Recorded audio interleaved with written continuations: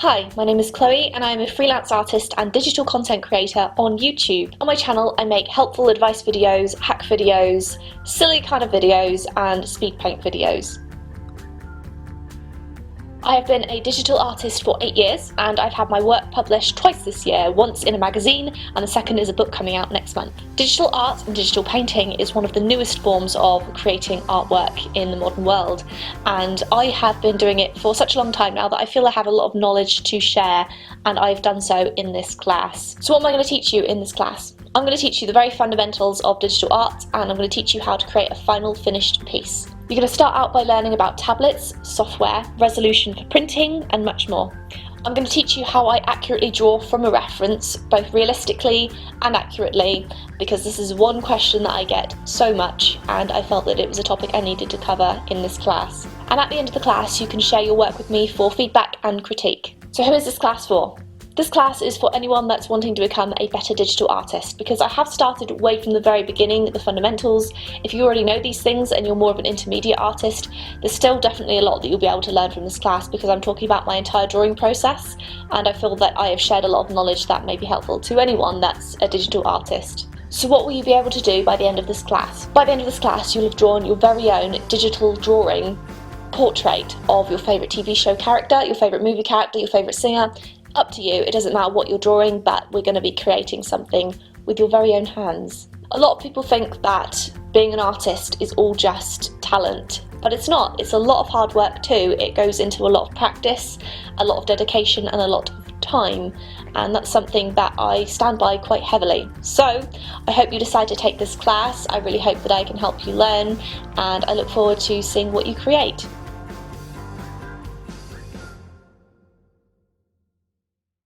Okay, so as with any other Skillshare class, there's always a project at the end of the class that you complete because of what you've learned throughout the class. For this class project, you're going to be drawing a portrait. It can be someone from your favourite TV show, your favourite movie, your favourite musician. It can even be a picture of yourself. As long as you're creating a portrait of some kind, it doesn't matter. You're going to share it right at the end of the class for all of us to see and for me to give you feedback on. And yeah, I'm very excited to see what you create. So I'm just going to teach you how to sketch it all out and how to completely finish it and complete it. So I look forward to seeing what you come up with, and I look forward to seeing you in the class project comments.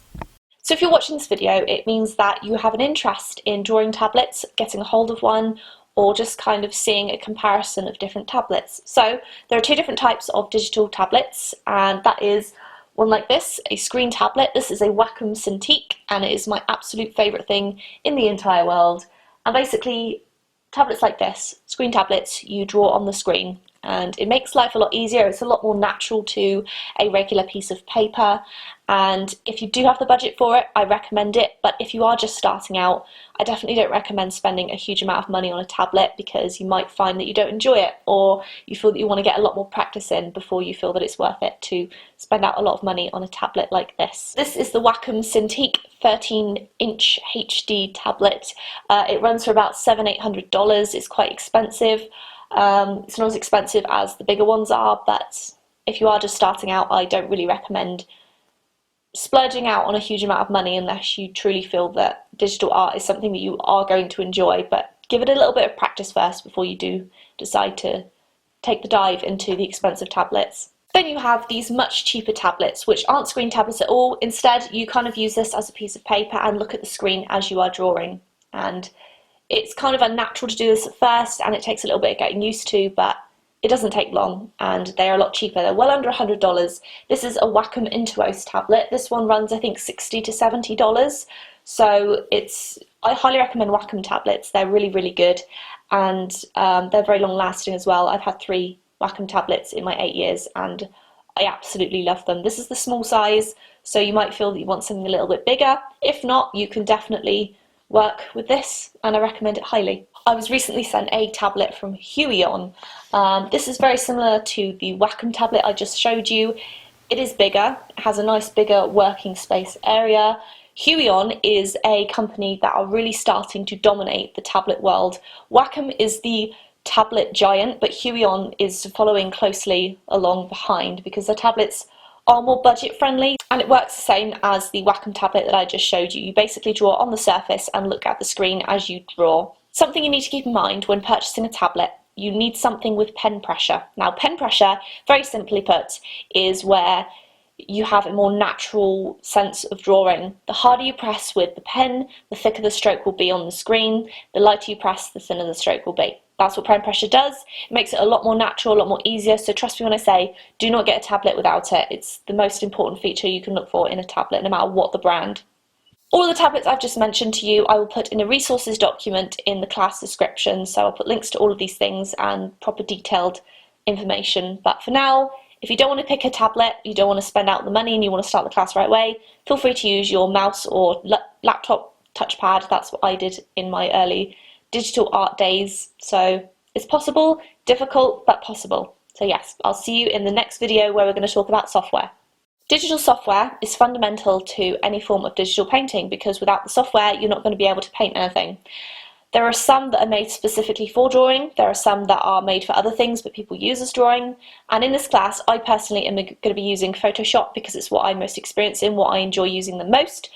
But even if you're not using Photoshop, you can definitely use some of the free programs that I'm talking about because a lot of them are kind of laid out similarly, so it won't be too difficult for you to be able to follow along. So Photoshop CS6 is what I have. It's what I've owned for about 5 years now. It's my favourite drawing program. It's actually a photo editing software, so it's not made specifically for digital painting, but I know a lot of artists, myself included, who actually do use it because of the amount of features and freedom that it offers. It's a very natural way to draw and I really enjoy using it. There are also other programs you can use. I personally do recommend Photoshop because, again, it's what I'm most experienced in and what I enjoy using. However, it is the most expensive program you can use. I think it runs for about $20 a month. You can get a free trial if you just want to do this class. Download the free trial. I recommend it highly. If not, it's about $20 a month, which can break the bank depending on what your budget is. So the second option is Paint Tool Sai. This is made specifically for digital painting. It comes with a lot of preloaded brushes, as does Photoshop, but these are specially made for artists. And brushes are very important, but I personally download them anyway, so it doesn't make much difference to me. I've never used Paint Tool Sai. I've heard a lot of people that really love it as opposed to Photoshop. I've also heard people say it's not as natural as Photoshop and they prefer kind of the layout of Photoshop, which I kind of agree with. I don't really like the way Paint Tool Sai looks, but I've seen people make amazing pieces. This is a paid for software. I'm not sure exactly the cost of Paint Tool Sai, but I will put it up here if I can find it. As far as I'm aware, Paint Tool Sai is a one payment thing. It's a cheap alternative to Photoshop. From what I've heard, however, there isn't a lot of support left for Paint Tool Sai because Photoshop itself has been around for such a long period of time. There is a lot of tutorials and support from Adobe itself. So if you're looking for something that has a lot of support, Photoshop would definitely outweigh the pros of Paint Tool Sai. Next up, I'm going to be talking about two free softwares that you can use if you're not willing to spend any money on a drawing software. Now, Krita, or Krita, I'm not sure how you pronounce it, is a new drawing software that I've heard about recently, and I've heard some good reviews on it. It's based around digital painters, so it's specifically made for that purpose. You might want to give this a go because it is free, and I have heard good things about it. I, again, don't know a lot about it, but people tell me that it's pretty good. So if you are looking for something free, give that a go. There's also GIMP, which is a free software, kind of like a simplified Photoshop. It's not made specifically for digital painting, but I've seen people make some amazing pieces. So that's it for software. I hope that this made sense to you. Again, I have a resources document in the class description with links to all of these particular things I've been talking about, and I will see you in the next video. Okay, so this is the first lesson in this class, and before I begin, I just want to make sure that we both are having the same screen, because I know from experience it's very annoying if someone is teaching you something and you haven't sort of got certain boxes up on the window, or your screens are kind of, your program's different, it's showing different options. So I'm just going to kind of talk you through what you need. So for this class, you're just going to need the tools at the side, you're going to need the options at the top, and you're going to need the layers. If you don't have some of these aspects, all you need to do is go to Window at the top and make sure that Layers, Options and Tools are checked. If I was to get rid of layers, it would disappear at the side here. So you always want to make sure that you have that option available, because layers are incredibly important to all kinds of digital drawing. Options controls the bar at the top, and tools controls the bar at the side. So you just want to make sure that you have both of those, because without this top bar you wouldn't be able to control the brush tool. It controls everything you need to know. So that's where we're going to start, and I look forward to getting into the class with you. Okay, so before we begin, we're just going to go to File, New, and open up the options for a new workspace. Now this should be the same no matter what program you're using, but I just want to cover this option right here, resolution. I want you to consider what the piece you're creating is going to be used for. If you're using your piece and it's just going to be displayed on a monitor, on a screen, it's never going to be printed. 72 dpi resolution is perfectly fine. DPI stands for dots per inch, and 72 is an acceptable form for computer screens. Now, computers don't need as many pixels to display an image, whereas when you're printing an image, it requires this to be at least 300 dpi. Now, I don't know if you've ever printed, say, a photo, and you've had it come and it's not been great quality, it's been kind of blurry, pixelated. That's because the image more than likely was not at 300 dpi.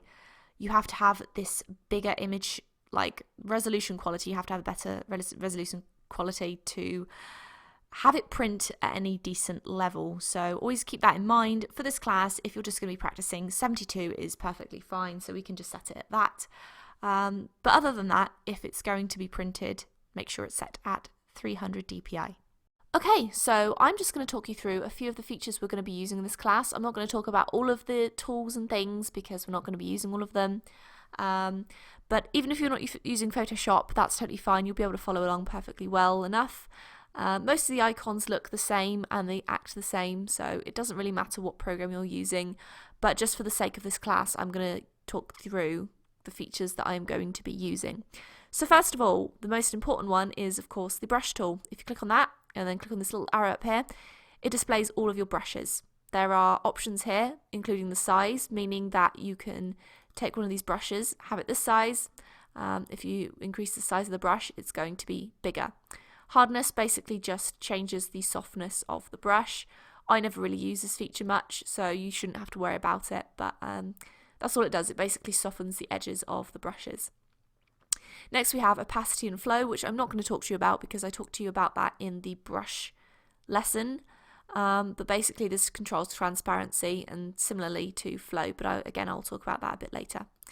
Then we have the eraser tool, which is right here. It looks like a little eraser, and it has the same features as the brush tool. You have these brushes, so basically you can erase with the shape of these brushes, which is kind of cool. Again, you've got opacity and flow to control your eraser brush, just to erase if you want to, and of course you can change the size and the hardness. Next up we have the paint bucket tool, which basically does what it did in Microsoft Paint, if you ever use that. It fills in a colour. That's basically what it does. Then you have, if you click and hold down, you'll see the gradient tool. And what this does is basically it creates a gradient of like the colours that are right here. So if I do this, it's going to have a nice little gradient colour. I'm not going to use this feature, but it's quite cool to know that that is there if you ever want to use that in the future. Another tool that I use is the eyedropper tool. This one basically selects any colour, and I use this a lot because you colour pick the colours from your reference, and then it will change the colour here, and you can just take your brush and then fill it in with that colour that you've got. So that's basically what it does. I can colour pick the red, go to my paintbrush, and it'll be red. Okay, that's basically how that works. What else can we talk about? The magnifying glass tool, which zooms out and in. Very simple, very easy to use. I use this a lot again. And another cool feature about Photoshop is you can pull your windows out and you can really, you can move them around and change the size if you want to. Okay, so these are some basic tools. This here is your layers panel, which I will again be talking about in a separate video. You always want to have this up, so make sure that you do. It's very helpful. So other than that, we're not going to be using any of these other features here. You can use a selection tool and select a certain area if you want to move it. So say I want to move this section, I can then take this cursor tool and then move it. So that's kind of fun to work with if you feel that you've placed a certain facial feature in the wrong place. But yeah, I'm not really going to be using any of these other features on Photoshop, just the ones I've talked about. And hopefully that makes sense. If you do have any questions, however, do feel free to let me know in the comments or the class projects. Just give me a question and I'll do my best to answer you. So yes, hopefully this helped, and I look forward to seeing what you create. Okay, so now it is time to pick a reference photo. Now this can be as easy or difficult as you want it to be, but because the project of this class is to create one of our favourite characters from a film, like a movie or a TV show, or it could even be a picture of yourself, but it has to be sort of a decent enough quality to draw from, especially when you're starting out. It's you need to make it as easy for yourself as you can. So I'm just going to go through a few images here. This is Jenna Coleman. This is who I'm going to be drawing, and she's from Doctor Who, if you want to know. I love Doctor Who. Now, there's a lot of decent pictures of her on Google Images. This is the best place to look, really. Some are going to be better than others to draw from, whereas others, aren't going to be as good. Most of these are actually very high quality, so that's fine. This one, for example, would not be something I would recommend doing. It's very difficult. It's far away. It's going to be very difficult to, even if you zoom in on this image, it's going to be very difficult to draw anything decent with her sort of facial features. So you want something that's going to be closer up like this. You want something that's going to be decent quality. You don't want something that's too small. You don't want something that's too dark. We want something that's going to have a little bit of variation. So it's totally up to you what you decide to pick. This, I feel, something like this. Try not to pick something that's just very bright in the face, so it's all just one colour basically, because you're not going to really learn much from that. The image that I'm going to go for this is, if I can open up here, this one. I felt this was really good. The quality is decent, even if this is 100%, but even if I zoom in, I can still see her features pretty decently. And it has that nice variation in shadow to light, so I'm gonna have a nice time sort of blending that in. She's got you've got a lot of colours in her hair, which I'm going to be covering the hair. I'm going to be covering how to blend, how to highlight, how to shade, that kind of thing. So something like this would work really well. Just make sure it's a decent enough quality to make it easier for yourself, and don't make it too dark. This image is probably a little bit too big, so I'm just going to crop this. This is the crop tool right here. I'm just going to kind of get rid of this unnecessary space that I really do not need. Tick. And that's just cropped the image. Now, it's up to you entirely. When I was first starting out, I found it difficult to kind of, when copying from a reference, visualize the distance between, say, the eyes, from the nose to the eyes. If the image was, say, this small, and then I was drawing on a canvas that was like this big, it's, when you're first starting out, it's kind of difficult to perceive that and train your eyes to kind of see it that way. So you might want to have the image a similar size to the canvas you're working on. It's totally up to you. Some people do, some people don't. But what you can do is, if you want to figure out the size of your reference image, is go to image size, and it will tell you right here. So the width is 743 by 799. Hopefully I'll remember that. And if you notice, because it is a web image, again, it's at 72 resolution. And we're going to work with 72 because we're not going to be printing our drawing of a photo which doesn't belong to us. So we're going to do 743 by 799. Let's hope I remember that. So we're going to go to File, New. So this is the size of the picture here. So what I'm going to do is, I'm basically going to do this exact size. But I'm thinking, if I pull this out and it's separate, I'm thinking that I'm going to want it to be a little bit bigger than that. So what I'll probably do is, if I go to image, then image size, and then I do percent, 200%, it can be doubly as big for me to be able to zoom in properly, but I can draw it at the same size if I just zoom out to 50%. Okay, so we're going to get started on that, and you can work with them side by side if that makes it easier for you, or you can you can zoom out on this image if you feel that you can work with it like that. It's totally up to you. So once you've picked your image, you can get started making your canvas size the right size, and yeah, that's it for this class. Let's get on with the next video. Okay, so before we begin to draw anything, I want to guide you guys through brushes, what they are, how you can get them, how you can use them, and what you use them for. Now, brushes essentially are the digital equivalent of a pencil, of a paintbrush, of a marker, a pen. They're basically what you use to draw digitally. They're what you use. They're like this. And this is just the very, very Billy Basic digital brush.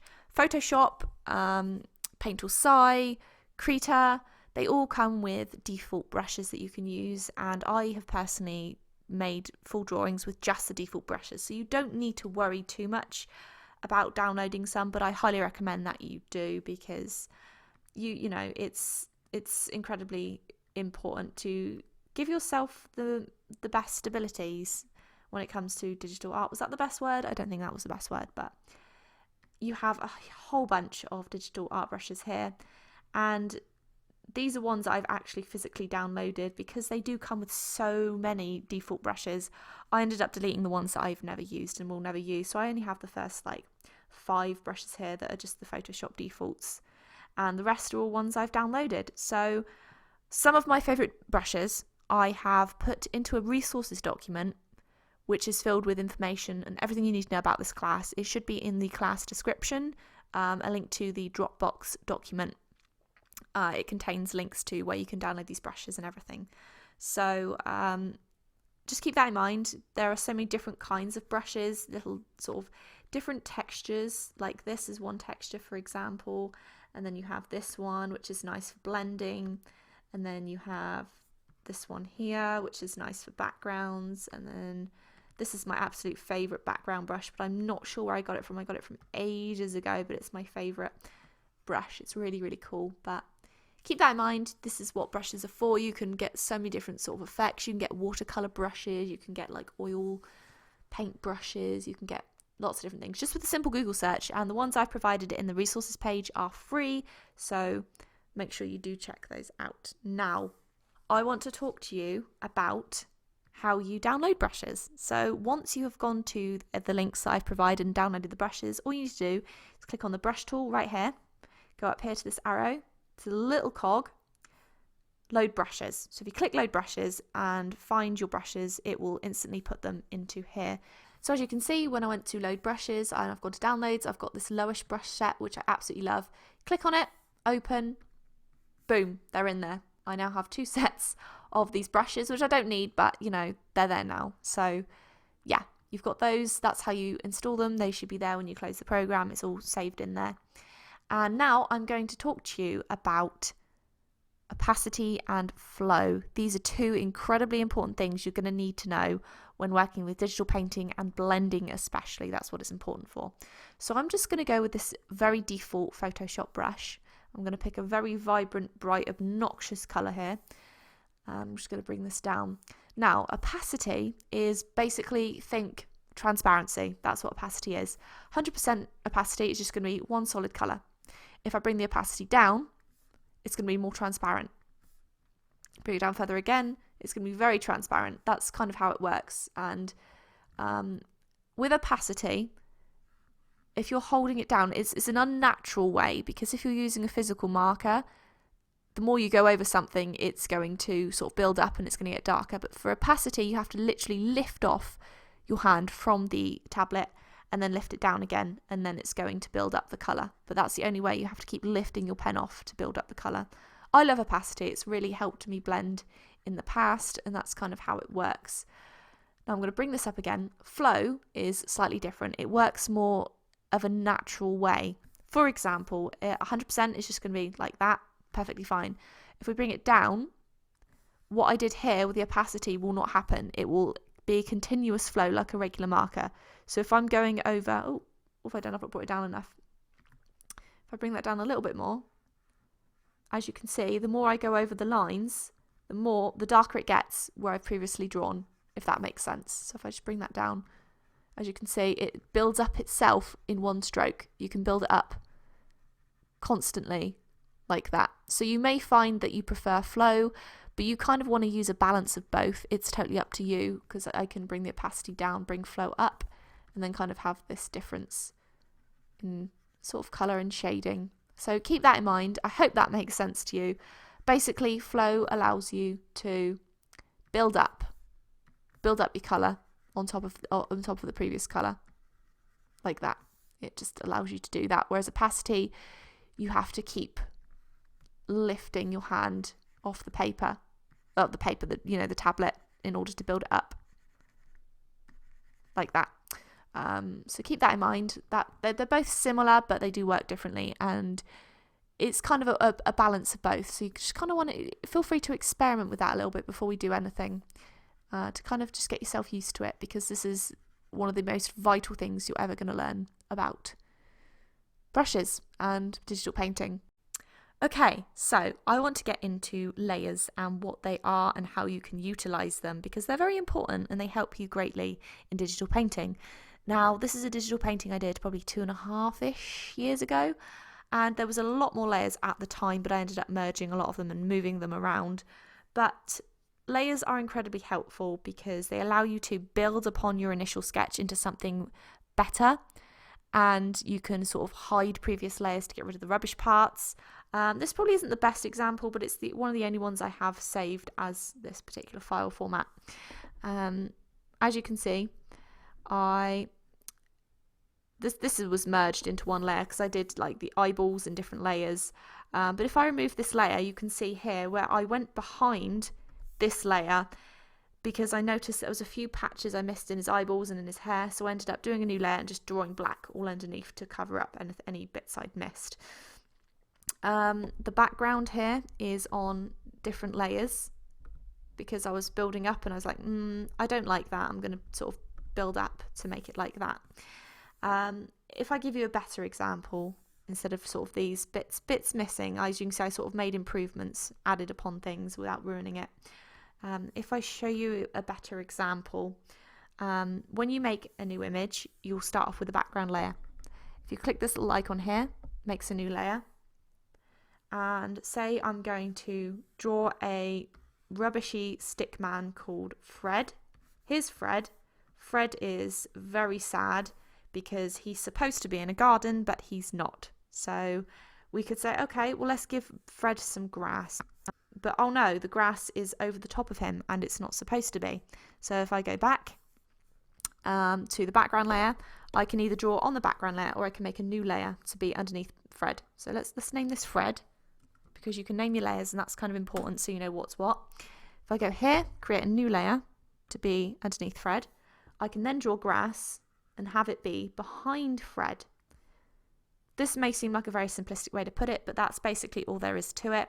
When you're drawing your initial sketches, for example, let's make another layer.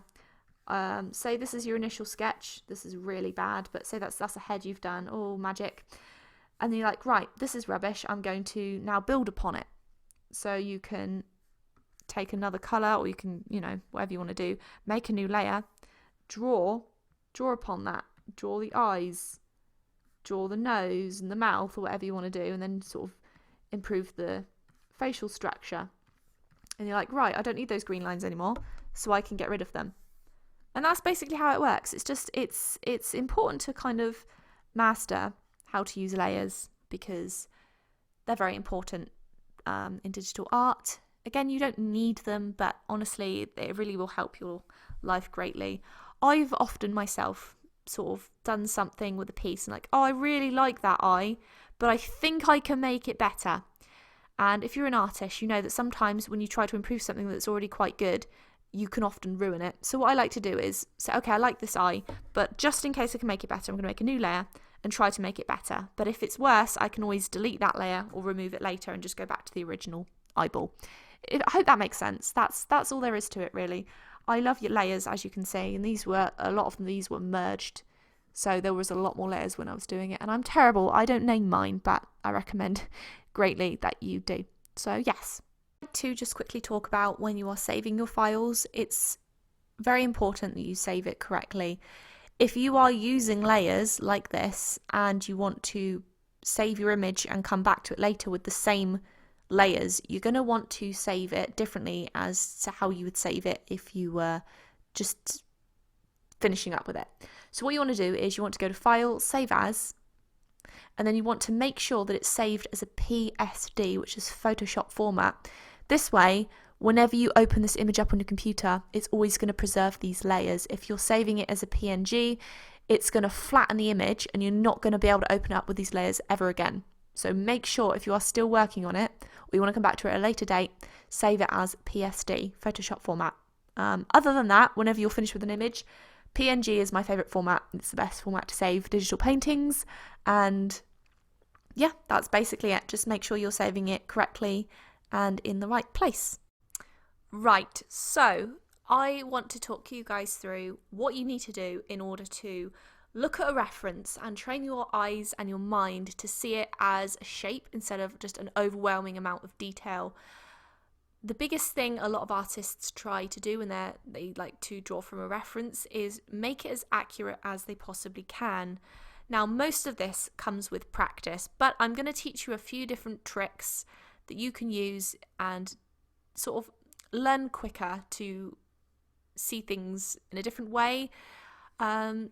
A lot of the time, it's hard for people to, and myself included, especially when I first began, to do something with any accuracy, because it's just like you see a face, it's like, oh my gosh, where do I start?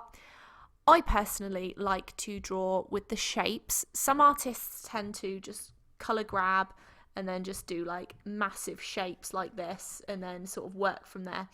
I personally don't enjoy doing this. I don't find it of any help to me. I personally like to work with like a sketchy outline of what I'm seeing and then fill it in after. That's what's always worked for me. Might not work for you, but definitely just experiment a little bit. Right, so when it comes to trying to copy a reference, you need to visualize everything as a shape. So if I take, again, an obnoxious color, and we'll just change the size of this. I'm going to make a new layer on this, so I'm not drawing on the base and I can remove it after. Try and see everything here like this. Instead of being overwhelmed with details, worry about details later. Details are not important. It's always going to look quite messy until you're completely finished, so don't worry about that. One of the biggest problems I see in people is they start to think their drawing looks bad and then they rush it and finish it, and it does look bad because they're rushing it. No matter how your drawing is looking, there's always a way, especially with digital art, because you're so flexible, there is always a way to fix it. Digital art is one of the most flexible forms of drawing, especially when you have layers, because again, if you mess up, you can start to draw on a new layer and fix it. So I've outlined the shape of her face here. This is how I want you to try and visualize the face shape. I always start firstly with the face shape, then I go for the eyes, the eyebrows, the nose, and then I do the lips last, because I don't really enjoy drawing lips very much, never have. But just try and visualize everything as a shape instead of an overwhelming amount of detail. So as you can see, I'm very badly and loosely just outlining this here. I have a few tricks for drawing eyes, which I'll talk about. I'm going to talk about blending the skin and the hair all in a later class video. But for now, we're going to focus on just the basics. Try not to get too overwhelmed and just follow along. So what I'm doing at the moment is just trying to help you visualize the shapes of everything. These are all shapes. This is basically just straight line under ellipse. And what you can do, if you are someone who struggles to visualize things in this manner, you can do what I'm doing, start a new layer, draw over that, and then kind of make the basic shapes. And then what you can do afterwards is you can remove this background and see it like this. This may help you to visualize it. It may not. I used to do something similar to this when I was first starting out. It did help me. There's also something called the grid method, which you might find helpful. I'm not going to discuss that in this class, but there is a lot of information on it if you search the grid drawing method on Google. So try and visualize your picture as a shape, an overall shape, and trust me when I say this will greatly help you, and try not to rush it. because it's never going to look good if you're rushing it. Drawings take a long time. They take a long time. So there we have it. Just some basic shapes. And if it helps you, feel free to do this with your drawing and remove the background and kind of look at it back and forth like that. Okay, so that's where you can begin, and I'm just going to remove this because I don't do that anymore. And I'm going to get going with an outline of her face. Okay, so as I said, I'm going to start off with doing an outline of her face. Now, for this, I'm going to make sure that I'm not drawing on the background layer, because trust me when I say, if you draw on the background layer, it's going to make your life a lot more difficult later on if you ever want to put a background in. So always make sure you create a new layer. And we're going to name this outline. Do try to name your layers. It'll make it much more simple for you, but I can't really talk because I don't do this very often, but do try to remember to do that and make it a habit. Now, I'm going to go with the default brush here. This comes with Photoshop. It's the hard round pressure brush, which means the harder I press, the thicker the line. I've explained this before, but you know the drill. So I'm going to go with, usually I edit the colours around on the photo and sort of have my own colours and things. But to keep the purpose of this video simple, I'm just going to go with the colours that are already here. If I go to the colour picker tool here, which is this little eyedropper sort of tool here, I'm going to pick one of these kind of colours, maybe this one might be a good one. As you can see, the colours change as you click around, but I think I'll go with a semi-light colour. Sometimes I'll start with grey, but sometimes I'll sort of colour pick. So, I have started my new layer. I have my pictures. I've made sure that this is nice and big, so you can see what I'm doing. And I believe that's everything I need to say. So let's get started with the outline. Always remember, details come last. So try not to worry too much about it being perfect right away. So many people just, they give up because they think it's not good. Something you might find quite helpful is when you are looking at this here, let me get rid of this layer. You might want to start a new layer and kind of focus on the hairline and the chin. And then you can always draw a line straight up, straight through the face. This is not very straight, but you kind of get where I'm going with this. And then you can kind of gauge what's on this side of the line, how this sort of outlined line works in comparison to the straight line. And for example, this one up here, you've got about this much space from, say, this side of her face, and then this much space from this side of her face. So making lines can help. There's no right or wrong way to do this.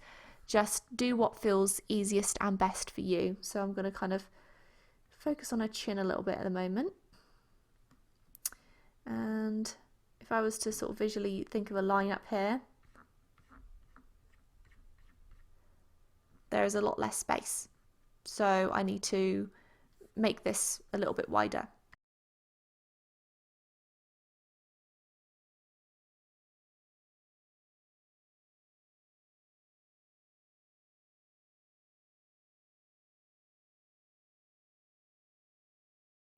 For example, I'm looking at her hairline right now, and it starts, if I do a straight line down, it kind of meets the side of her chin here.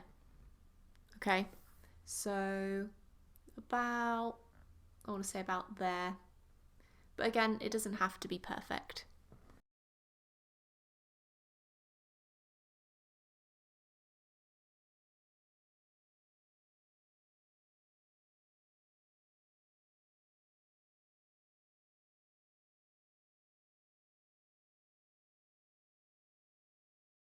Okay, so I've just slightly tried to clean up this little bit of a mess that I made before, to make it a little bit less harsh.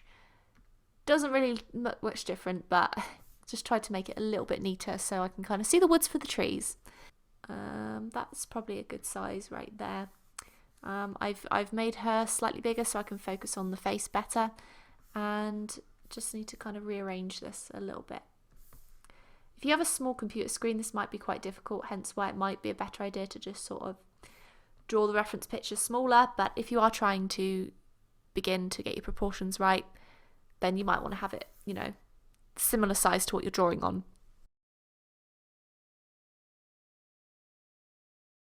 So a great way to kind of visualize the face is to compare certain features to others. For example, if I was to go to this reference picture here, let's see, make a new layer, compare the chin distance to the distance of, say, the outer corner of the eye. So you're working with that much distance. Okay. Same goes for the bottom of the lip and the chin. You've got that much distance, so from the lip to the chin, maybe about there. It's probably not too accurate, but we'll just go with that for now.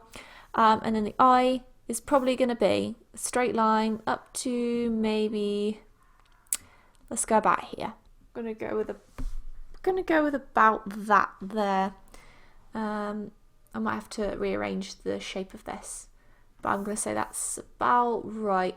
Feel free to use finger measurements or like pen measurements if you think that's going to help. But yeah, about there, about the distance inwards, but this needs to be shaped slightly differently to accommodate that. So now I'm going to work on the shape of the eye. Let me actually just get rid of this because it's a bit annoying in the way. I'm just going to work on the shape of her eye. So this can go away because it's annoying. Let's just open a new layer. And then on this shape, you're going to focus on this right here. You're going to focus a lot on the pupil. The pupil tells a lot because you can see how much white of the eye there is from the outside of the pupils, and you can sort of see the shape a little bit as well. Try and focus on this in particular, okay?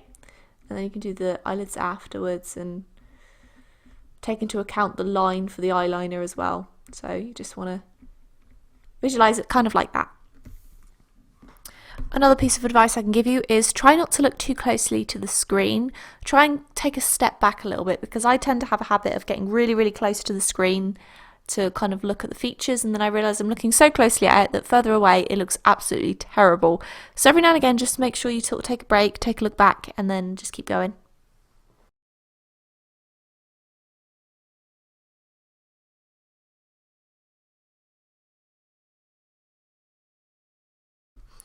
You can, once you finish one eye, it's easier to do the second because you're able to kind of gauge from the inner corner from this side to the inner corner of this eye and then sort of see the distance like that. It's like, is that like an inch? You know, just sort of figure out where you're going with it and then just begin. And again, don't worry about details. Details come later, so you're just kind of laying down the foundation work at the moment, and we can always change it. I always end up changing things much later on, so keep that in mind.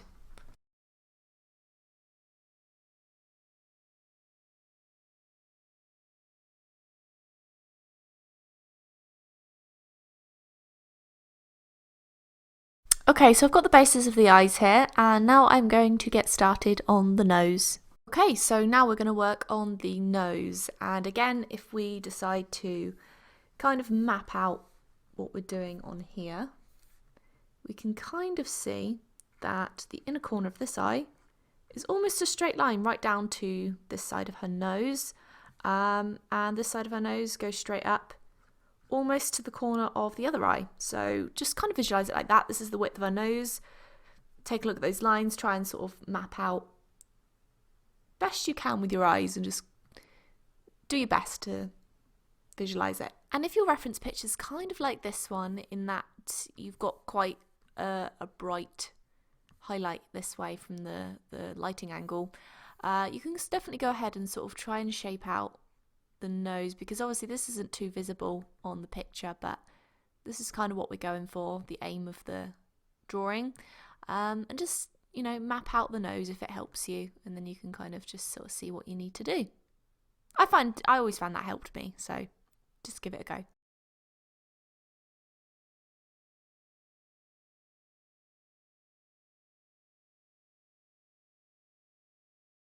One thing I kind of struggled with, especially when I was first starting out, was trying to picture how the angles worked with the features when copying from a reference. For example, this eye is lower than this one. If I was to draw a straight line here, you would see that this eye is about this distance higher than this eye. Same with the nostrils. The nostril of this one is slightly lower than, this is not a straight line, but you can see what I mean. It's slightly lower than this nostril here, and it's kind of really training your brain, which again, it takes practice, but definitely feel free to use and utilize lines to kind of guide yourself. Like you can see the distance between this line and this line is the distance from the eye to the bottom of this nostril. So you've got this line sort of say along here, and then you can go up here.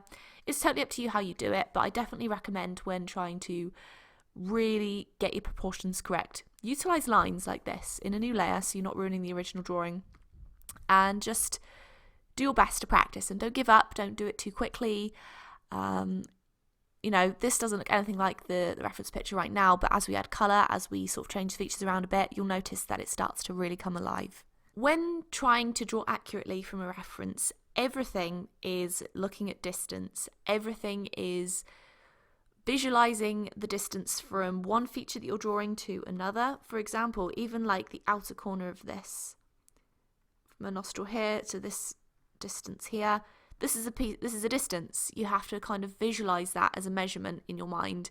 From the inner corner of a nostril, for example, this distance here, and then the distance from here to here, it's all working with one piece. You can start with anything on the face. You can start with the nose, the eyes, like I did, the mouth, and then you've got to really sort of picture the distance between each thing that you're drawing. And when you kind of master that, you're really well on your way. And it does come with practice, but you just need to do your best to kind of map out what you're seeing with your eyes.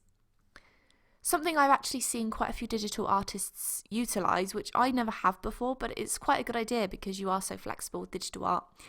If you select an area that you feel is slightly too low or too high, instead of redrawing it, you can just use the select tool, select the area, go up here to the little transform tool, and you can use your arrow keys to push it up, push it down, to the left, to the right. It's totally up to you. I've never utilised this, but it's quite a good feature to do. If ever you've drawn something fully and you feel like, oh no, it's too high, it's too low, you can just slightly move it to fit your needs. Okay, I'm just going to leave this very simplistic for the nose because noses really come to life when you're using colour and when you're shading and highlighting. So we're going to leave that for now and we'll fix it again later. So now I'm going to move on to the mouth, which again, if you want to kind of visualize the distance from the bottom of the nose up into the top of the mouth, you can just use some lines like this. This is not a good colour to use, is it? Let me grab the correct colour we need. Let's do a bright red.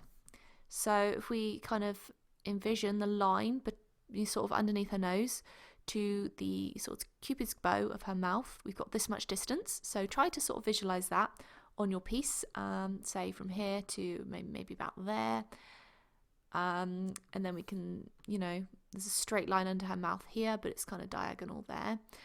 We've got this much distance, and then it's kind of measuring. There's slight more distance here than there is between the bottom of the nose and the top of the lip, but it's all about measuring it out in your mind. If we look at our reference picture, we can see that if we draw a straight line from the outside of her mouth straight up, we can see that it starts at about sort of where her iris is. So yeah, probably about there, just where the pupil starts. It's about a solid line up. So we can say if the pupil is about here, we could go straight down like this and then envision it to be maybe about here for the lip to start. Okay?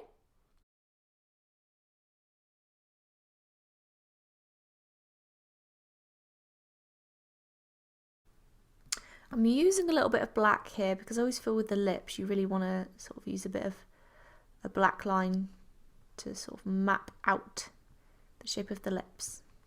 As you can see, when I draw, I really go back and forth quite a lot trying to fix things that I see with my eyes that I've made a mistake with. This is very normal. I think a lot of people tend to think that artists just draw and the first time they do it is perfect and they know exactly what they're doing. It's not that way. You definitely, as an artist, you constantly go back and forth fixing.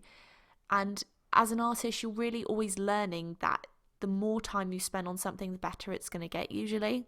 Sometimes that's not the case, but in general, it's learning about having patience with your art more than anything else. So just keep that in mind. Try to be patient, try not to give up too easily. Okay, so I'm going to just leave it as is for now. It's not perfect, but it's only supposed to be kind of just like a rough sketch. It's still slightly off. We're going to be adjusting the chin size and we're going to be adjusting the hairline, but we're going to do that with colour instead of with just basic outlines. So yeah, now we will be getting on with how to blend skin tones.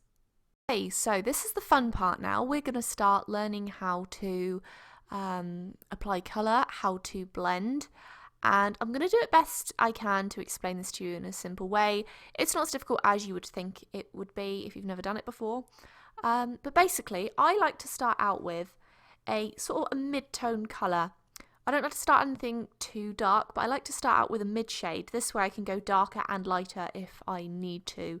It's always nice to build upon your colour, even though it really doesn't matter when it comes to digital. I find that it's always easiest to get a mid colour. So for this, I'm going to probably go with maybe about here, this type of colour here, right in the middle, and I'm just going to apply this over most of her face. And I'm going to do this with the default brush of Photoshop, which is the hard round pressure brush. It's this one here, the one that again you can use with the pressure. So I'm just going to grab a big size of that, and then I'm just going to apply it quite messily over her skin. And I'm going to make another layer with this. And which layer is this for? Was this for anything? No, it wasn't. So I'm going to use this layer here. Actually, I'll create a new one. There we go. Right. So I'm going to name this one Skin. I need to rename this one here because I had to make another one before. Let's call this Outline. Okay, so we're going to just apply colour to the skin layer, which we're going to pull and drag under the outline layer. Okay, so we are able to sort of draw underneath what we can see. Make sure as well that you have your opacity to 100% and your flow as well, because we're not going to worry about blending too much just yet. So now we have this sort of mid-shade colour here for her skin. We are going to go ahead and grab, let's say, the lighter colour, and I'm going to teach you now how I like to blend. We're just using the colour picker here. So I'm going to grab the lightest shade that I can, maybe we'll go with a mid shade again. You've really got to colour pick a lot when you're blending, but we'll go for this colour up here. Now, when you're blending, you really want to utilise your flow and your opacity. For a long time I just use opacity, but I found that flow is often better for this. You can use the very basic brush here, which is, what's this called? Let me just check. This one is called Soft Round Pressure Opacity. This is a default brush if you've not downloaded any. You know, no matter what program you're using, they're going to have something similar to this. So you can use this and have a very sort of, I don't tend to use this one because I find it a little bit unnatural in a way. Pull the flow up a bit. As you can see, it's slightly lightening it up a little bit, which is good. This is one way to sort of blend. I personally don't like the look of the really airbrushed appearance, so I like to use something with a little bit of texture. So there's one by Lowish here, which is called the Lowish, what's this one? Lowish Soft Shade. This is quite good for shading. It has a bit more texture to it. The only thing is it's not pressure sensitive, so it's not going to get bigger and smaller. So I've chosen a lighter colour here. See, as you can tell, it's not pressure sensitive, which is not a bad thing. But the key to really shading is using like colours and just continuously blending and utilising flow and opacity. Working with something more along the lines of the default hard round brush that I like to use, it's a lot harder, as you can see. It's nowhere near as forgiving, it's not natural in the slightest. So what you're going to want to do is really play around with your opacity, pull that down a little bit, see how that works. This is much better because you were able to sort of build it up a little bit. Same with the flow. I did explain the flow and the opacity difference before, but flow you can build up in one stroke, whereas opacity you have to keep putting your pen down. The key really to blending is just working your way down. So if you start with this dark colour here, and then you want to go slightly lighter, you can colour pick a lighter colour, bring down your opacity, bring down your flow, and you can kind of blend it in like that. So it really depends entirely on the kind of brush that you've got. you're going to want to go back and forth a lot. You're going to want to really change your opacity, bring that down because you build it up. Kind of have that sort of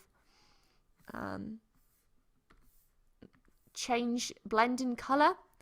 And what you can do is, now it's created sort of a mid colour between the dark and the light. So what you can do is you can colour grab that. So it's kind of in the middle of the light and the dark shade you've got. And then you can just grab that and then really help to blend it even more. So now it's basically seamless. You might not want it to be seamless. Some people do. I like to have some sort of texture in there, but it really doesn't matter too much. So really, key points to take away from this. Grab a colour. Put that in. Don't be afraid of colour. Then you're going to want to take maybe a slightly lighter shade, put that in over the top. We're going to bring the opacity up. You can do that, and then it's not blended too well, so you can bring the opacity down, go back to the original colour, go back to your brush, and start to blend. Bring down your flow, bring down your opacity. Then you can grab this sort of midi colour it's developed, and then really just go to town on blending the colours in. And yeah, this is sort of how you blend. It really does depend a lot on the brushes you're using. As I say, if you're using a harder brush as opposed to a softer brush, you're really going to want to play around with the opacity and the flow a lot more, as opposed to one of these softer ones which just naturally just blends seamlessly. But again, it depends what you're using. Okay, so that's it for this blending sort of video. I hope that sort of makes sense to you. If you do have any questions, don't hesitate to ask me. But it's really just a little bit of sort of playing around, messing around. You can use a bit of both, but different brushes. You just got to learn to colour pick the right colours, pick your mid colours, go back and forth, blend them that way. And yeah, it's comes with practice. So just keep practicing. Let me know how you're getting on. And now we will talk about shadows and highlights. Okay, so in this particular video, I want to talk to you guys about shadows, lights, mid colours, and lighting, basically. If you've never had a art class before, you might not have known about this. If you've been an artist for a while, you more than likely do, but I just want to kind of cover it just to give you a little bit of an insight, just, to train your mind a little bit. So as you look at her face, there is no light source coming from this direction whatsoever. This is why her face is shaded. She more than likely has like a window or something coming from this direction. She has light pushing onto her face like this. There's the light. This side is completely in shadow because there is no light source. So keep in mind there is light coming in only from here, not from here. Now she has a little bit of shading under her eyes because humans are 3D creatures. We have features that stick out. So naturally, not all of our face is going to 100% of the time be in complete direct sunlight unless we're sort of looking directly at the sun. Shadows are what give that realistic and 3D effect. Without shadows, without light, your pieces are going to look flat, completely and utterly flat. Her face here, as you can see, is curved round. It's curved round like every face is, which is why it gets much darker on this side. This side is slightly more exposed to the light coming from this side. So she has a little bit more light here, and you tend to find that cheekbones especially have a little bit more light on them because they stick out further than the rest of the face. Obviously not the nose, but you know what I mean, the cheeks. Now, we need to keep in mind this. This is a lot darker than this. Often on your pieces, you're going to want to keep the cheekbones lighter. The Cupid's bow, that is usually always lighter as well, because if you think about it, Cupid's bow sort of pokes out a little bit. You're going to have the chin, because the chin, you have like your chin does poke out, so you usually have light source here. You're going to have a light source here. Usually on the brow bone, it's going to have a light source, on the cheekbone, and on the nose as well. Those are usually the places you find that you're going to have light sources more than anywhere, sometimes on the forehead as well. These are places that stick out more than the rest of the face. So when exposed to light, these are the areas that are going to get the light hit first and have the brightest amount of highlights. Same for the shadows. This is why if you're someone that wears makeup, you're going to know that when you apply contour, the contour is the darker shade. You usually have it down here because this is sort of inwards a little bit. The concave of our cheeks is going to be darker. This side isn't, because obviously it's very exposed to the light. The inset of our eyes, like the eyelids, these are going to be darker because they're sort of deeply set into our eyes. and the sides of her nose are going to be darker as well as the sides of her nose. These are just the main points you need to sort of remember. Just kind of visualize where the light source is going to come from. If it's coming from this side, you're going to see it. If it's coming from this side would be lit up and this side would be darker. Same with her hair. As you can see, her hair is a lot lighter here as opposed to here, because it's not exposed to the light. So you want to keep that in mind. If you're colour picking, you don't have to worry about that as much, but as you're applying your colour, you're really going to want to remember this, okay? So yeah, I think that's it for this particular video. Hopefully this helped you out. Keep in mind where your light source is coming from and you can apply your colour that way. Now is the fun part. We're going to start adding colour and really making our piece look like our reference and just come alive. So what I'm going to do is, because I've started with this mid colour here that I always like to start out with, I'm probably going to go ahead and add some highlights now. Now, speaking of colour and highlights, we always want to make note that if you look at this picture here that I have, notice how it goes from being very, very light to very, very dark very easily. There is a slight blend there, but it's pretty intensely sort of different, dark to light. Do not be afraid. This is something I myself have done. This is something I see a lot of new artists in particular be sort of afraid of. They think that if they put too intense a colour down, it's not going to work. It's going to look unnatural and not right. But actually, it looks more unnatural if you don't do that. And I'm going to show you what I mean by that. When I was first starting out, I would take, say, this colour here, and I would bring my opacity down so unbelievably far that it was virtually impossible to sort of see the colour. And I would really slowly build it up and sort of leave it kind of like that, maybe sort of a little bit lighter than that. That's not what you want to do. If you're trying to create something realistic, you really want to do your best to have that intense colour difference, and don't be afraid to have blocks of colour. This colour right here on her cheek is virtually the same colour. Now, you wouldn't think in art that that would be right. You'd think, oh God, I've got to have a variation of colour here. Not in the slightest. You really need to keep and utilise what you're seeing in the picture. Now, if I just get rid of what I've done, actually I can keep that. I personally like to use, I'm going to go ahead and just use the default brush, because this, this virtually comes with every program that you've got. So for now, I'm going to bring my opacity down a little bit, and I'm going to bring my flow down a bit as well, and kind of experiment to see how that looks. I'm going to create a new layer for all of my highlights, and this is good. This is a good colour. So what I'm going to do is I'm going to follow the curvatures of her face. She has a nice curve on her nose. So if I sort of compare the inner corner to the end of this lightness here, I'm just going to go ahead and do to maybe about there. It's always nice to use flow and opacity in this way because you can build it up. Don't be afraid of colour. That's one of the biggest pieces of advice I can give you. Do not be afraid to use colour.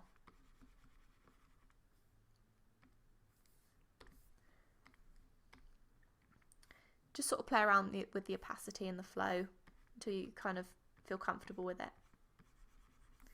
I'm actually going to pull this layer above the outline layer now. You always want to remember as well, even though we've done these lines, you don't want to keep them in the final piece. So make sure you are drawing above the outline, because faces don't have lines. Faces have colour. She has no lines on her face. So we just want to keep that in mind as well. It's when you start laying down your colour that you can really bring the sort of the face to be realistic. So I'm going to take this slightly darker colour here, and then I'm going to use my blending techniques that I showed you before. As you can see, this doesn't blend well, and that's totally fine.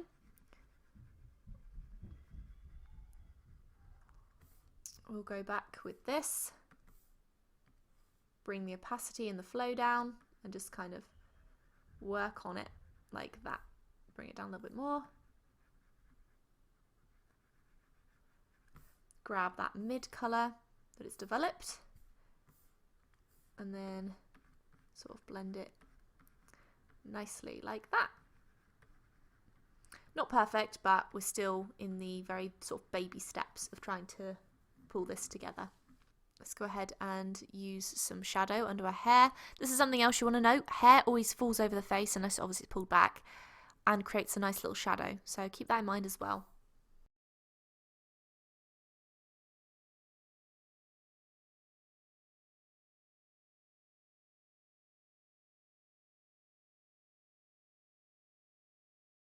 Okay, so at the moment it looks like a nice big blob of colour, but basically what we're doing, we're just going back and forth, colour picking until we get the right colours, and we can eventually just build it up and blend it a little bit better. So bring the opacity down again and just keep going back in there with your brush. Don't be afraid to use the 100% opacity as well at times, especially when you're using like really dark colours. It looks more natural that way, even though you'd think the opposite, but it's very important that you really study your reference to see where the colours are truly going and coming from. Okay, we're not going to properly do the eyebrows just yet, but eyebrows are pretty easy. You just take the darkest colour you can find in the eyebrow, and then you're just going to kind of want to set them down approximately where they go. So because I'm not too sure on this, I'm just going to make a new layer so I can always delete them later. So she has very big eyebrows, and eyebrows are very, very good at kind of telling who the person is. No matter how anything else looks, if you've got the eyes and the eyebrows right, you're going to know who it is. Right, I'm going to go back and do her skin again now. So I think I'm going to start working on this side of her face. So I'm going to bring some of the dark colour around.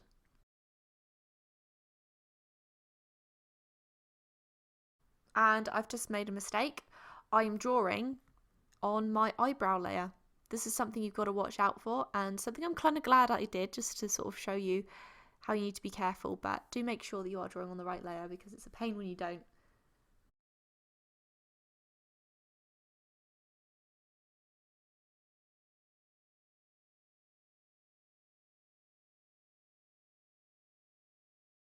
Sometimes you might want to alternate with brushes as well, so do keep that in mind if you want to kind of do that. So I think for now I'm gonna maybe, what's this brush do? I'm gonna play around with this brush now. It's kind of fun to experiment a little bit and give that sort of texture to your paintings. You might find that it blends better as well.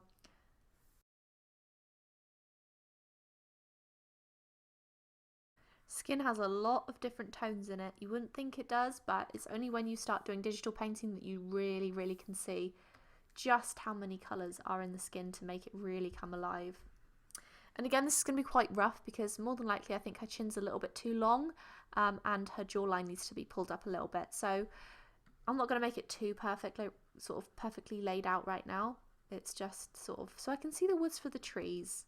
Don't also just lay colour down, pick it and then just put it wherever you want. You really do have to focus on where you're getting the colour from, and then try to replicate that so you can bring the skin out.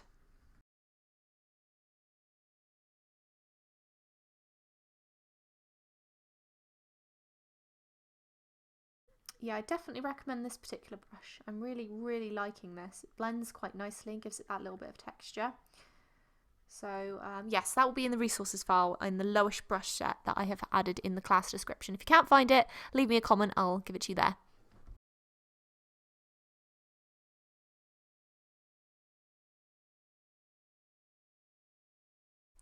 So hopefully you can kind of see what I'm doing here. I'm trying to replicate the shape of the shadows. On this one, for example, she's got it sort of shaped like this. This has got a shape like that. You've got a shape down here, along here. There's colour change here. You're basically just looking at the different variations of colour and sort of textures. So you can kind of analyse what's different. This here is slightly different. Obviously all the way around her eye here, that's darker. And then you have here, which is darker. This is darker. Under here is darker. It's just a matter of really trying to shape the colours you're using into the sort of the light, the shadows. It's just important that you keep going back and forth. You can do it as many times as you want because, as I said, digital art is very forgiving. It allows you to make mistakes. It allows you to just keep going over it without ruining any form of paper. So yeah, just keep that in mind. Keep in mind the shape of the shadows and you should be good to go.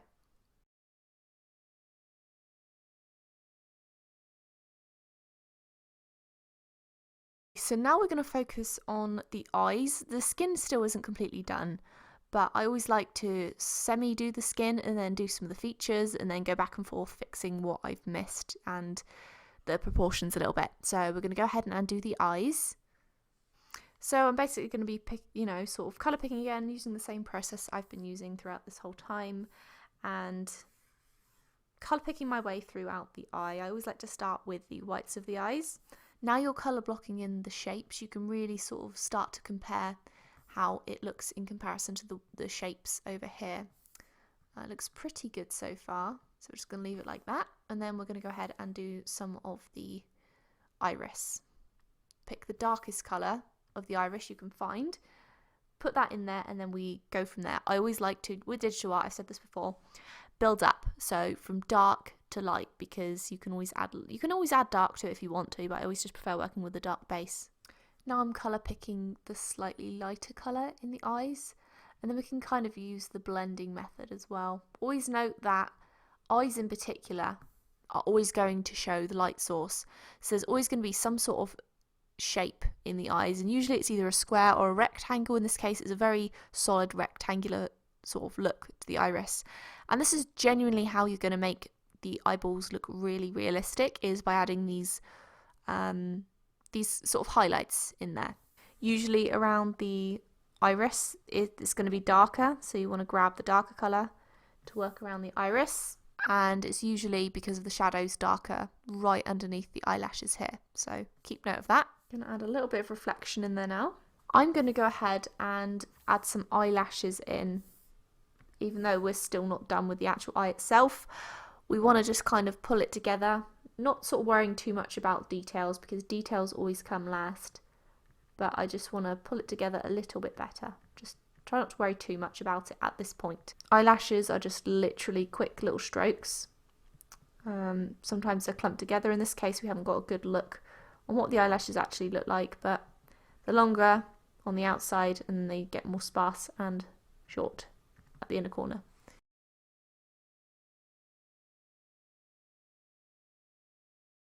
So now around the eye where it's darker and more smudgy, I'm just going to use something with a less with kind of less of an opacity and flow perhaps. So I think I'm going to go with this little brush again from the Lowish brush set. I'm going to pull down the opacity and maybe the flow, experiment a little bit.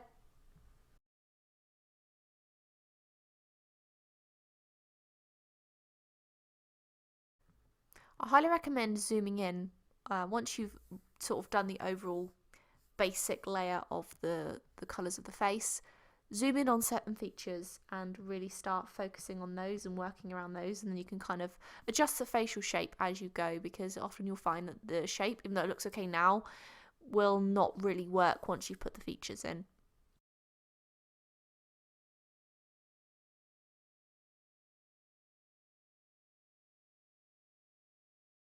The more you do this, the more you're going to learn. So honestly, the best advice I can give you is genuinely to just practice as much as you can, because as much as I'm telling you now, really the best advice I can give you is just to practice.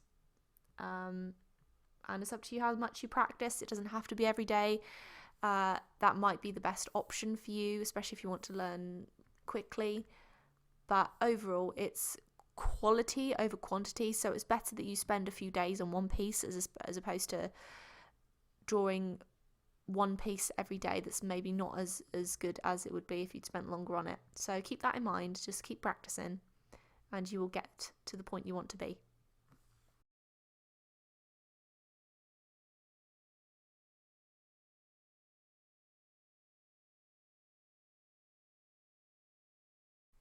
Okay, so now I'm going to now I've roughly done this, I'm going to work on her eyebrow.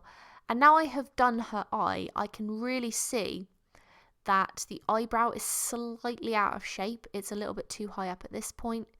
It needs to be a little bit lighter here, and we just need to kind of work on that. So once we've done one part of the face, it's really easy to kind of build upon that and get further on with it. So now I have my base of the eyebrow. What's really good about this is then you can now take lighter colours from the eyebrow and then go ahead and sort of fix it that way. But for now, I'm just going to work on this shape because the shape is slightly off in comparison to the eyeball. So let me just add this in here.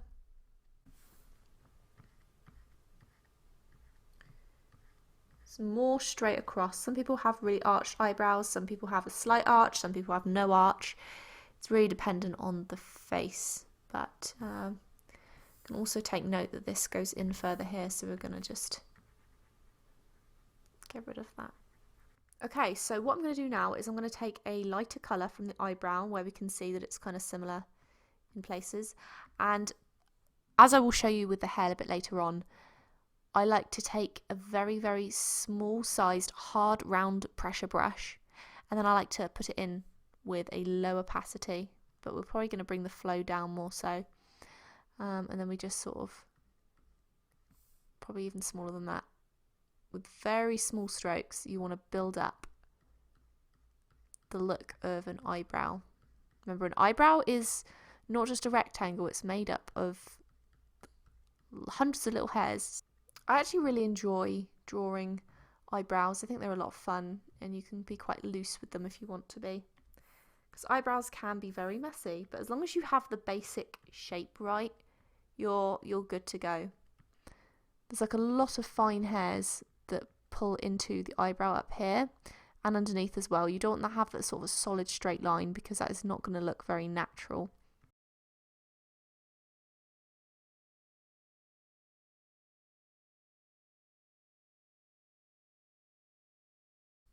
Okay, so I'm just going to leave the eyebrow like this. It's not perfect, nor is it exactly accurate to the reference, but sometimes that's the joy of it. You don't always want it to be exactly the same. I feel like eyebrows, you have a lot more room to be a bit messier with.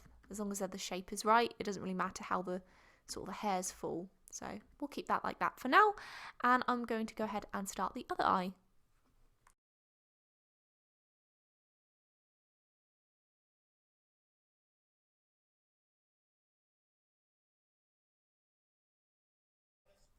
Pay attention to the lash line as well, because it's not just like a thin line. If you look, it's kind of thicker in certain places than in others.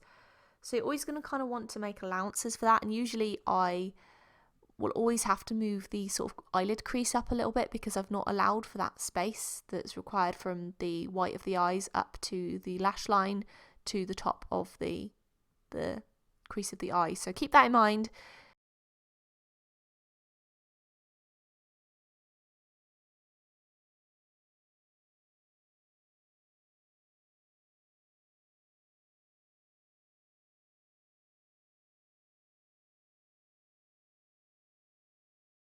Okay, so I feel that these eyes are slightly too far apart. So what I'm going to do, as an example to you, a lot of digital artists do this as well. Just select the area. I have talked about this before. Select the area that you feel is slightly off, and then you can grab this tool up here, and then you can use your arrow keys to bring it over just slightly. I think that should be good. We can fix this and blend it properly, but I feel that works a little bit better than this did before. Sometimes you make mistakes and you don't draw things the exact distance you expect them to be when you start colouring it in, and that's why it's, you know, perfectly fine if you want to try and move those features about a little bit. So now I'm just going to fill in these blank spaces and blend it in to fix the little bit of gap we have here. There we go. Easy fix.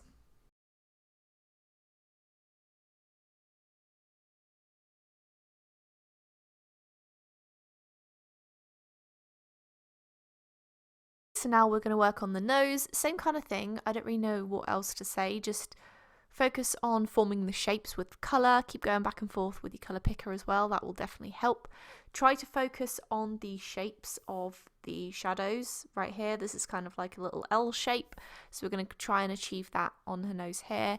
And nostrils kind of will come in there at some point. Sometimes I do that first, sometimes I do it last. It depends. But just forming the nose, it's not one of the easiest things to do, especially because there's not sort of much detail in this area here, but we're going to go ahead and just form the nose best we can.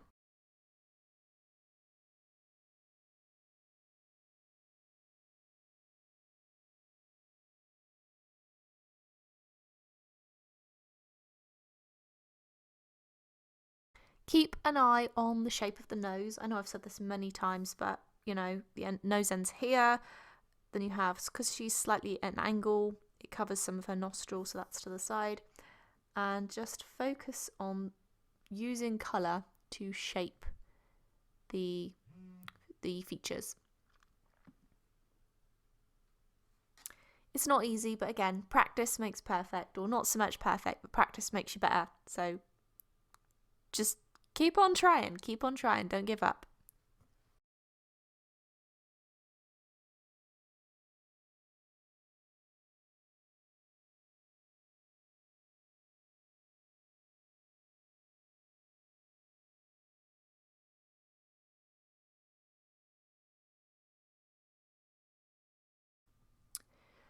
Colouring in and shading really does make or break your drawing, so you have to make sure that the shapes you're getting are matching up to what you're drawing, because otherwise it's going to end up not looking like the features of the person you're trying to draw. So as you can see, this is more of a smooth transition of an L, whereas this is quite hard, and this isn't rounded as much. I like the more hard look with colour, so it's up to you how you do that, but I really do need to fix this kind of shape here and fix that up. Okay, so now I'm going to work on the lips. Now, you're always going to want to keep in mind that the top lip is always going to be darker than the bottom lip. You don't need to worry about this too much, because if you're colour picking, you're going to see that anyway. But because of the way the top lip is kind of angled, it's always going to be darker than the bottom lip, and the bottom lip tends to be bigger as well, so it kind of grabs a lot of lightness to it. So keep in mind that the sort of the smile lines here are always going to be very dark, not black, but they're going to be pretty dark. And then towards the inside of the mouth, that's going to be darker as well, and to the sides of the mouth. So just keep an eye out on how lips tend to look in photographs and how your reference picture looks. But overall, even if you're doing something that's non-referenced, you're going to want to have highlight on the bottom lip. The bottom lip is going to be bigger than the top lip, and the top lip is going to be more shaded than the bottom. I'm just going to do this with a hard round pressure brush here. I'm going to pull the opacity way up. Actually, I'm going to have it down a little bit. I don't want it to be too hard. Lips are very, very they're quite tough. They're probably, I mean, it's different for everyone, but for me, lips are the more difficult part of the face, I feel, because they can be so different and so many different shades, and I can never seem to get it exactly how I want it. So practice makes perfect. Kind of like I did with the eyebrows, I tend to just like to go in with, say, a mid colour, so I went with this one right here, and then I can go both lighter and darker if need be. Another good tip is to not worry too much about how you've done the skin around the mouth until you have done the mouth, because otherwise, if you need to go in there and fix it, you're going to be messing all this up anyway. So if it's kind of rough, don't worry about that. I always kind of do some of the skin, then do the features, and then finish the skin off at the end. And again, her face still is not exactly perfect, but while I'm doing details at the moment, I'm not focusing on the finished proper details. As I say, her chin's going to need to be sort of reshaped, as is her cheek probably. We're going to need to fix this line right here, but we worry about all of that kind of finishing stuff right at the very end. So, you know, if we make mistakes, we can go ahead and fix them without messing up what we've already done. Going to make her look like a bunny rabbit now and just kind of casually place her teeth in there. Always go for the sort of colour in between when colouring in anything. Just always go for that. Find it the easiest way to colour things in. Just keep going back and forth with your colours. As I've said before, just going back and forth is really the way to do it. There we go. And once you have that base colour down, you can really sort of start shaping it a little bit better.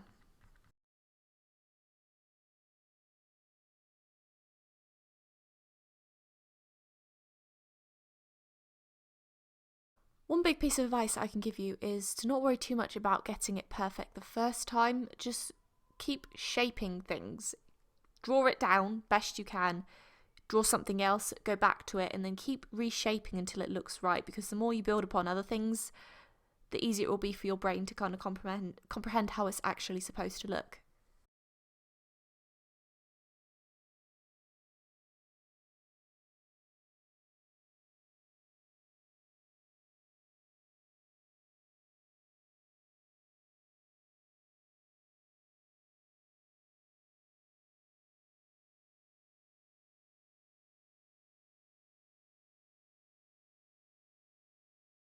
I haven't really mentioned this before, but when I am applying colour, I kind of like to do quite a bold, bright colour like this, and then I like to kind of feather it out with a lower flow or opacity, kind of like this. I'm going to try and show you what I mean. Because it's quite bright, almost white here, it's kind of a light pink, and then it goes to sort of a darker pink. You can kind of blend that quite easily by using a lower flow, lower opacity, and kind of just feather that out a little bit like that. Especially on lips in particular, there are so many colours and you want to make sure that you've blended them well enough, but you're also getting that really bold highlight colour that you're seeing here. Otherwise it's not going to look any sort of realistic whatsoever. So you need to make sure you do have these bold little splotches of colour, as you can see here, and then you can just blend it afterwards. Teeth have quite a bit of colour in them as well, so you got to make sure that you're including all of that. Feel free as well, again, to use finger measurements to try and figure out where things need to be. For example, her mouth here is slightly close to the bottom of her nose, so this cupid's bow here needs to sort of be down a little bit further, and you can kind of tell that visually, but if not, use your finger measurements and you'll be able to kind of see that as well. So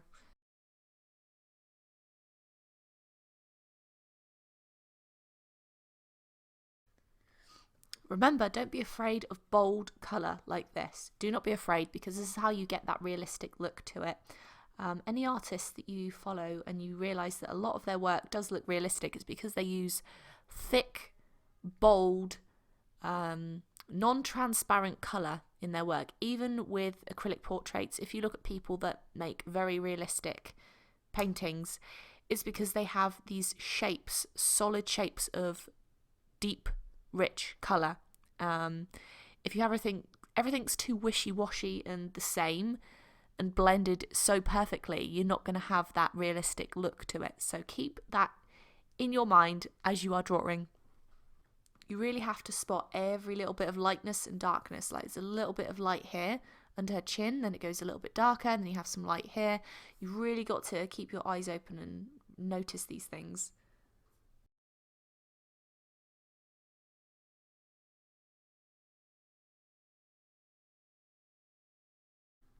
Lips really do have so much colour in them, and if you notice, they have a lot of small kind of lines. The best way to do this is kind of like you did with the eyebrows, which again are not really finished yet, but you want to take a small brush. Make sure you have your darker base colour down first. So we're going to go with this in-between colour here that's slightly darker. We're going to make sure that is down. Looks like it's down there pretty well. And then we're going to take the lightest colour where the lines are, and then we're just with a lower flow and slightly lower opacity, we're going to go ahead and just make those sort of lines like this. This is just how you kind of create it. It's not perfect, but that's the effect we're sort of going for on the lips. Also notice, so it's not too bold from the skin straight into the lips, there's always this sort of transitioning shade that you can use to really sort of blend out the lips into the skin, because they're going to poke out looking very unnatural otherwise. So make sure you always try and somehow include lightly that transition colour so that it sort of blends better into the skin. There is a slight curve in her lip here, whereas mine is straight down.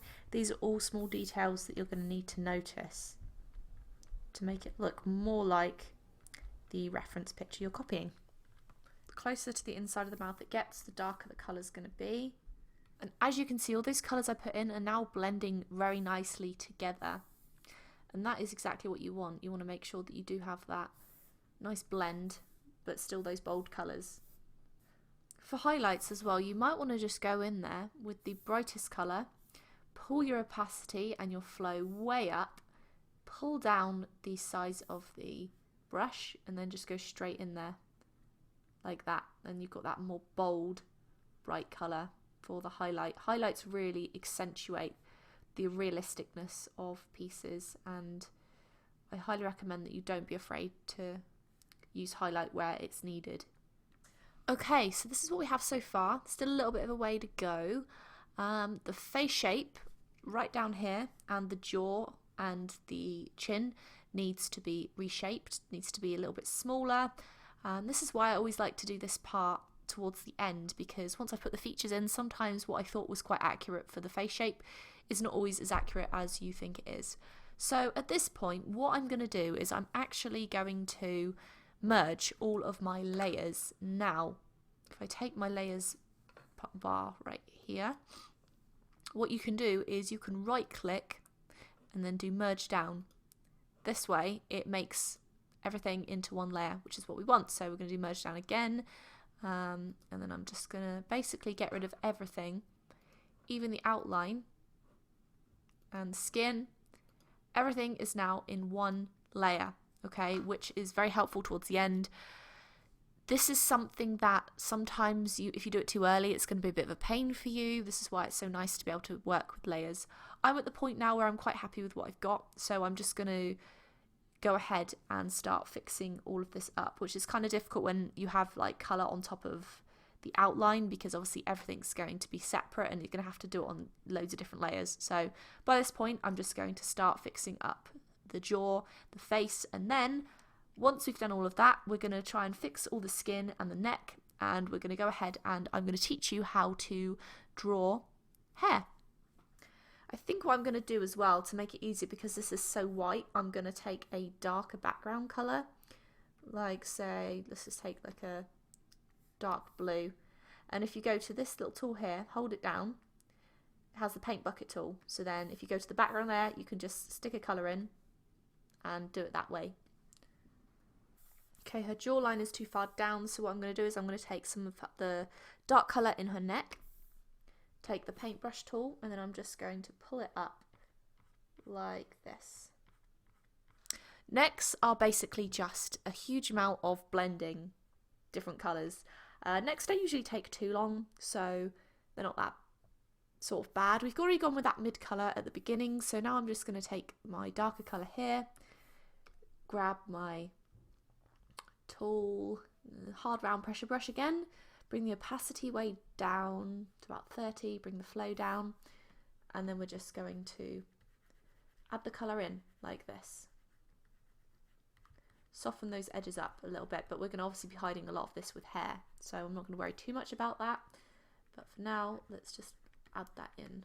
I'm going to try and shape the shadows into how it looks on the reference, because it kind of curves inwards. And as you're gradually transitioning from the darker colour into the lighter colour, just change your opacity up and then you can blend it in.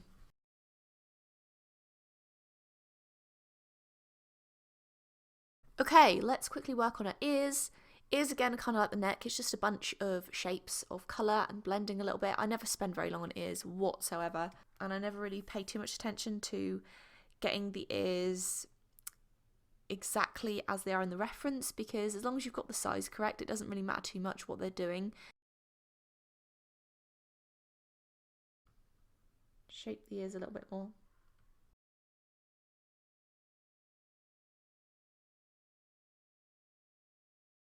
Okay, so now I'm going to teach you how to draw hair. Now, hair, when you have a reference like this, it's not as difficult as you might think it would be, nor does it take you as long as you think it might. Basically, it's just a little toing and froing from smaller brushes to larger brushes and mixing the colours around. So, what I like to do is I like to start off with the darkest colour of the hair that I can see. So, for this, I'm probably going to start off with this colour right here. It's almost black, but I'm going to put that all the way throughout the hair and just fill it all in, okay? So what I'm going to do is I'm going to take this, I'm going to create a brand new layer. We're going to call it hair, because I always like to make sure the hair is on a different layer just in case I mess it up and then it's all over the face and then I can't fix it, okay? So we're going to colour pick, take this colour right here, and we are going to get a big brush and just go all the way over the really rubbishy rough outline here. Make sure your opacity is way up and your flow, which I have not. Let's put that up. Now, hair is not just a bunch of tiny little strands like you might think, you're not going to sit here and do every individual hair with a small brush. That's just not how it works. Hair you do in shapes, and any artist will tell you this, that it's just important to focus more on the shape of the hair as opposed to doing each individual strand. So remember that it's not going to be as stressful or scary as you think it might be. It's just a matter of shaping it and using a little bit of colour. I've messed her ear up, but that's okay because I did it on a new layer and I can erase that. And I've messed up again. Brilliant. Right, hang on. Here we go. Eraser. Here we go. There we go. Right, okay. And now we are going to go ahead and start colour picking some different colours. We're going to go for the next the next lightest colour, which would probably, let me just fix this here, I'm just reshaping the hair a little bit. The colour we want to probably go for is this one right here. It's slightly lighter. We're going to get the brush size a little bit bigger. We're going to bring the opacity down. We're going to bring the flow down, and we're going to see, is that the right colour? Yes. So we're going to bring it down a little bit more, and we're basically just going to go over the parts we see where the brown is slightly lighter, okay? So we want to keep note of the parting, which is about here, and just very loosely colour over this dark base. In digital painting, it's so much easier starting out with the darker base and then going lighter than it is the other way around. I just recommend doing it this way. It's, you know, it's obviously optional and personal preference, but this is just how I like to do it. So as you can see, it's kind of pulling it together a little bit. Still not perfectly, but we are getting there. You always want to do this as a lower opacity because we're building the hair up from the bottom. Building it up, because if we're not building it up, it's going to look a mess. So we're just going to do this, focusing on these lighter browns. Even though this brown is slightly different to this brown, we're still going to put it in anyway. And then we're going to put this brown down here as well, just kind of shape the hair. As you can see, it's still darker here and I've kind of messed that up, but that's fine. We'll go back and add some dark later on. But notice how this strand, this is tucked back, this strand falls over. So we want to make sure that we keep note of that. Now, we are going to try and fix this hairline as well. That's very important. It's quite soft. So I'm going to kind of colour pick the hair that's very close to her like that. We're going to bring this down a little bit. We'll keep it at the same opacity, kind of low opacity, low flow. And we're going to try to blend that a little bit with quick strokes like this. And we're going to go ahead and grab, what should we grab? We'll grab this darker colour here. And then we're going to go in with a even smaller brush, I'm talking like 5 pixels here. We're going to pull the opacity up. And we're going to try and make it look like small strands. Do you see how that's looking like strands of hair? That's kind of what we're aiming to achieve, but of course we want it in the shape of a hairline, so they kind of come out a little bit more up here. Okay, so that's kind of how we're going to do the hairline. We will make it a little bit better shortly, but for now we need to do this little bit of hair by her ear. Okay, so now I'm going to go back and take this dark colour here and make sure that is prominent. And we are going to take this kind of colour here. This should be kind of similar to what we've got, but we're going to pull it up, pull the opacity down, and we're going to build the colour up a little bit. Pull up more than that. We are going to build the opacity. This one's a slightly warmer brown. Most of this here is black. Keep that as it is. Note the very, very dark parts, because this is again how you have it realistic. This is further back from the lighting, so it is so dark with a little bit of light hair poking out here. So we can keep this dark and focus on this hair that's poking out. Okay, so we're slowly building this colour up, and now I want to insert, we'll take some of this here, some of the highlights on this side, which the highlights on this side, even though you know they're the same colour on this side, in drawing it, because of the lighting, it's going to be a lot lighter. So the highlight on this side is, as you can see, it's quite, can I pull that up? It's quite dark. okay, but then the highlight on this side is obviously that much lighter, okay, so don't start going from this side to that side because then it's not going to look right. This colour is getting colour picked for this side only, and because they are quite small, the highlights, we're going to go for a much smaller brush, a higher opacity. We'll keep the flow slightly lower, but we're going to go in here with our small brush. We will soften these edges right here as well. To soften the edges, you basically want to take the colour that's right at the edge and then using a small brush with a sort of a lower opacity, so I'm using 58% opacity, just use it to soften the edges of the hair. And then if you have strands up like that, it's going to look a little bit more natural. Okay, so we still have quite a long way to go with the hair because we have a lot of lightness to add. We need to kind of shape this a little bit better. But we are getting there slowly, and I'm going to minimise this now, make it smaller because we don't need the size up. I am going to take this kind of colour right here, which is very, very light, and I am going to use a lower opacity. I'm going to use maybe a slightly bigger brush, and then I'm just going to sort of very carefully go where these lightness sections are. I'm just literally being very, very, very light as I pull it down the hair.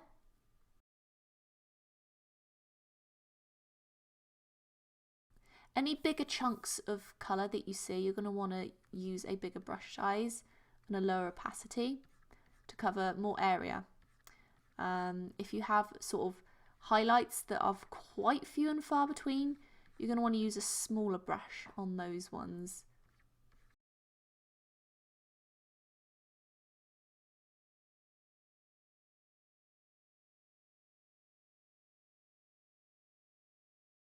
If you're going in with a bigger brush, always make sure that you are still going over afterwards with a thinner brush to make it neater and more realistic. Okay, finishing off the edges of the hair here. This one we don't have to worry about too much because it blends into her shirt. This side, however, we're just going to grab these thicker sections. We are going to pull the opacity up more. We're going to make this smaller, and we're just going to point the edges out. Pull them up. Kind of try to just point the edges out a little bit. Feather them, pull them out, whatever works for you. This one we're going to make brown. I've also noticed that on different screens, sometimes the hair looks better than on others because you've really got to sort of make sure that you have feathered out everything so you're not just getting big blocky chunks of hair. Okay, so I'm just going to leave it at that. I'm going to come back and fix it later. But for the purpose of this tutorial, that is what you do to create hair. You just want to make sure it's all nice and feathered out so you have those little effects of hair there. I might do that this side as well. Let me just grab one of these light colours she has and then just sort of wispy edges. Okay, so that is looking good. Okay, so that's what I'm going to do with her hair for now. There we go, there is her hair. So I think in regards to the shirt, we'll just add that in here. I think I'm going to put this on the previous layer because we obviously don't want to try and draw around the hair, so then you go back to the previous layer. We're going to grab this dark part of her shirt and then just pull the opacity up, put that in. So it is kind of blue here, so I'm just going to pull the opacity way down. I think I'm going to, because it's kind of blurred, it's got that effect, I'm going to use this soft brush here and just sort of put that in.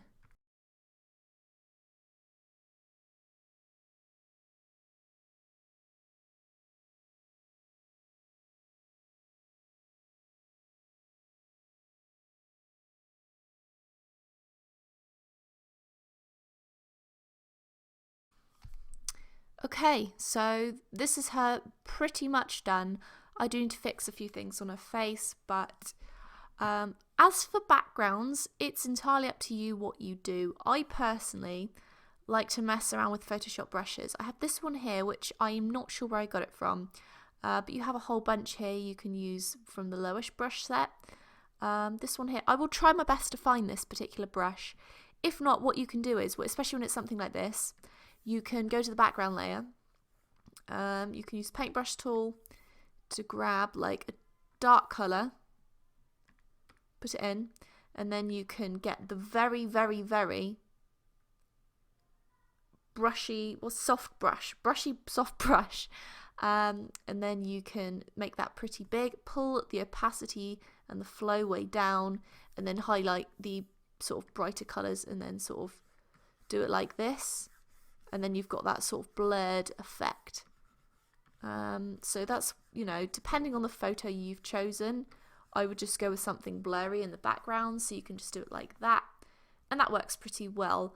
Me personally, I like to do something a little bit different. I have a sort of, my style is to have some sort of colour in the background, so I'm going to go with something that's like deep purple. Usually I would colorise her skin as well, but that's, again, that's an entirely different class, because there's a lot that goes into sort of recolorising a portrait. So I'd kind of go with a dark colour like this, and then I would take this brush. I will do my best to find this brush, but I'm not sure where it's from. But I would then sort of pull up a lighter colour and sort of just do the background like this.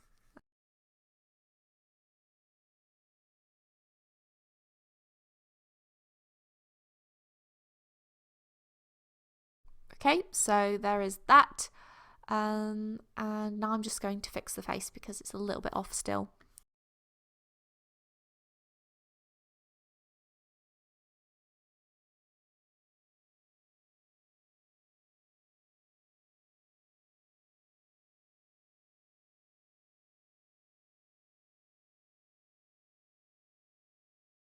Okay, here we go, and now comes the really fun part, signing your name. Okay, so let's go ahead and grab the white. I always sign with white. Pull down the size, 100% opacity, 100% flow, and then I always put it somewhere where someone can't sort of steal it and cover my signature over. So I'm probably going to do it over her shoulder right here, because if anyone tried to cover that up, it would look very suspicious, because the background is like that. Okay, so here we have it. We have our final finished piece. It is not perfect by any means. None of my pieces are exactly perfect, but overall I'm very happy with this. I like to keep the sort of painted effect, so you can tell that it is painted in.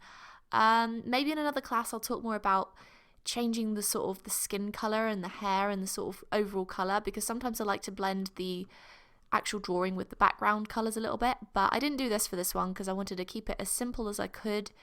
If you have any feedback for me, I'd love to hear it. If you'd like to see any more classes from me, let me know.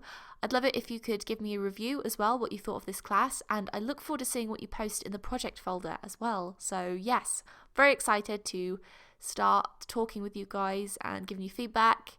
And yeah, I hope you enjoyed the class. I hope you found it helpful. Take care, and I will see you in the next class.